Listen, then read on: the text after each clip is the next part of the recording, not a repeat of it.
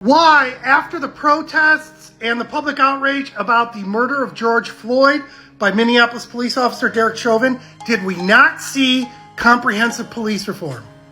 It is because of a complicated entanglement which creates a disconnect between politics and public policy.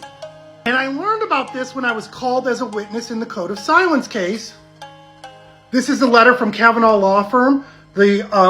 Kavanaugh was a law firm that was representing the family of one of the Mexican-American young men who was killed in a DUI crash by a Chicago police officer, Joseph Frugoli, who was allowed to drive drunk because he was a Chicago police officer.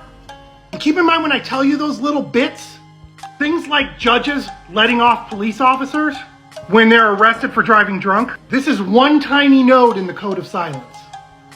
And Frugoli's entire history of misconduct was an opportunity to untangle the complicated wiring and miswiring of the Code of Silence, which keeps horrible police officers from getting fired from their job.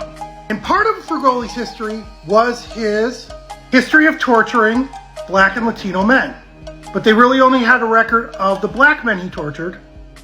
And my being a witness was important to this case because by time 2009 had arrived, and I was tortured by Frugoli in the 90s, Frugoli had tortured, according to internal investigation reports, 103 professional Black men and Black college students, following them home from work or their university. So he literally profiled them and targeted them. But my particular participation as a witness also showed how the Code of Silence worked. And this is also why I didn't appear as a witness.